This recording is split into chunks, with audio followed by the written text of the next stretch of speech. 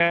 सिर्फ इसमें क्रेडिट जो है वो पाकिस्तान कबड्डी फेडरेशन को नहीं बल्कि पंजाब स्पोर्ट्स बोर्ड को, पंजाब स्पोर्ट्स मिनिस्ट्री को, राय तैमूर भट्टी साहब और डीजी स्पोर्ट्स अदनान साहब और इनकी तमाम टीम को भी क्रेडिट जाता है। मैं समझता हूं कि जो कोई भी इदारा हो, चाहे वो स्पोर्ट्स का हो या गवर्नमेंट का हो, कोई भी इदारा हो, एक अगर अच्छी टीम हो हर तरफ तो तब भी कामयाबी होती है, अच्छी टीम से और अच्छी कोऑर्डिनेशन से। और पाकिस्तान कबड्डी फेडरेशन की भी नीयत साफ़ है इस वर्ल्ड कप के हवाले से और पंजाब स्पोर्ट्स बोर्ड की भी। तो इसलिए उम्मीद है कि ये कबड्डी वर्ल्ड कप जो है ये इंशाल्लाह कामयाब और एक तारीखी इवेंट होएगा।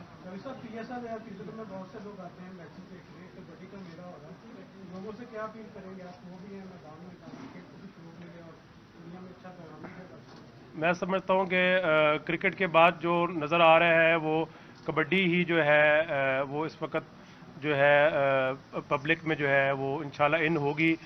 कबड्डी जो है एक रवायती खेल है और लोगों को जो है इस खेल को जो है समझना चाहिए कि इसके क्या रूल्स एंड रेगुलेशंस हैं और ज़्यादा से ज़्यादा पब्लिक को जो है इस इवेंट में पार्टिसिपेट करनी चाहिए और ये मैचेस आके देखने चाहिए। दो क्वेश्चन है, एक तो ये है राना साहब से कि ये बताइए कि आपकी टीम की तैयारी कैसी है और कौन सी जो टीम है जो आई है 10 टीमें तो टफ टाइम तो आपको कैसा है।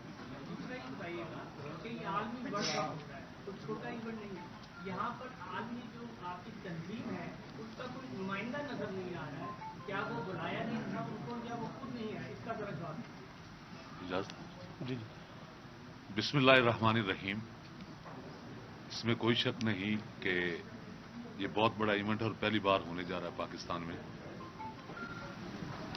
मैं ये बताता चलूं नुमाइंदे के बारे में बात, तो इस टूर्नामेंट का world cup commissioner international federation ने मुझे ही मुकर्रर किया,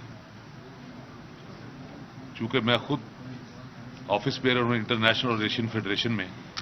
दूसरा, एक और ऑब्जर्वर इंटरनेशनल फेडरेशन का वो भी कल इंशाल्लाह वो इंडिया से है और 3 न्यूट्रल रेफरीज के लिए हम टीम के साथ मंगवाए थे हमने, वो भी टीमों के साथ मौजूद हैं, आए हैं, ताकि ये एक ट्रांसपेरेंट इवेंट हो और देखें कि हम यहां कैसे इसको मैनेज करते हैं और पाकिस्तान में एक अच्छा इमेज जाए सब दोस्तों के लिए, स्पेशली खेलों की दुनिया जी। इसके अलावा कोई है तो हाँ, तैयारी, चूंकि हम होस्ट थे, 2 माह से कैंप लगाया था, 1-2 बच्चों को इंजरीज आई हमारे मेन उनमें थे, लेकिन इंशाल्लाह बड़ी अच्छी तैयारी है, मायूसी नहीं होगी, बहुत अच्छे मैच देखने को मिलेंगे। मजबूत 3 टीमों में इंडिया, ईरान, ऑस्ट्रेलिया, सिरालोन भी मजबूत टीम है, वो नए हैं, कोई 8-10 साल से ही आए हैं कबड्डी में। पाकिस्तान, कनाडा अच्छी टीमें हैं और बिलाखिर मुझे लग रहा है कि फाइनल शायद राइवल हरीफ के दरमियान ही होगा पुराने, तो सेमीफाइनल के बाद ही पता लगेगा जी। ये तो सेमीफाइनल के बाद, लेकिन मैच बड़े जबरदस्त हो गए।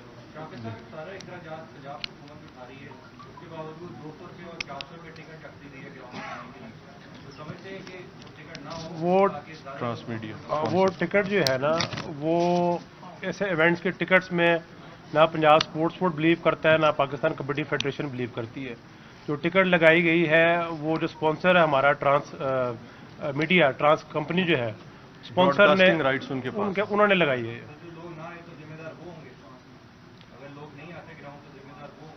यार देखें, 200 रुपया को बहुत ज़्यादा, कबड्डी का इंटरनेशनल मैच देखने के लिए को बहुत ज़्यादा टिकट नहीं है। जो फ्री डिस्पेंसरीज भी बनती है ना, वहाँ पे भी 5 रुपया टोकन रख देते हैं ताकि थोड़ा फिल्टर होके लोग आए। तो ऐसी कोई बात नहीं है। हम इसमें जो पंजाब में हमारा रवायती और सकाफती खेल है, इसके देखने वालों के लिए, और इतना बड़ा इवेंट के वर्ल्ड कप होने जा रहे हैं और पाकिस्तान इंडिया के मैचेस होने जा रहे हैं और 10 ममालिक और भी आए हैं पाकिस्तान के अलावा, उसमें ये टिकट इतना मैटर नहीं करती। कोई ब्रॉडकास्टिंग राइट्स थे जो हमारे स्पॉन्सर जो हैं ट्रांस मीडिया, उनके पास थे, तो इसलिए ये नॉमिनल सी फी रखी गई। सर आपने दीघा स्टेडियम का भी जायजा लिया है? प्लेयर पीछे बैठे हुए उनको करने, उनको किनको करके उनको बिठाएंगे। जी एक पंजाब स्टेडियम में हो रहा है, इसके अलावा 2 दीगर और शहरों में भी हो रहे हैं, तो क्या आपने उनका खुद भी जायजा लिया जहाँ पे? जी, ये लाहौर में होगा, उसके बाद ये टीम्स फैसलाबाद में जाएंगी और फैसलाबाद में 2 दिन मैचेस होंगे, फिर फैसलाबाद से गुजरात जाएंगी। हमारी तमाम तर टीम ने फैसलाबाद स्टेडियम, गुजरात स्टेडियम, यहाँ से फैसलाबाद का रूट, फैसलाबाद से गुजरात का रूट, तमाम तर जो सिक्योरिटी के मामलात हैं उसमें जो हमारे अलाइड सिक्योरिटी एजेंसीज हैं वो हमारे साथ ऑन बोर्ड हैं और इस पे बहुत दिनों से हम डेली बेसिस पे मीटिंग्स करते आ रहे हैं और इंशाल्लाह ताला आप देखेंगे कि सब खैर वफियत से अंजाम पाएगा और सब खैरियत से होगा इंशाल्लाह ताला।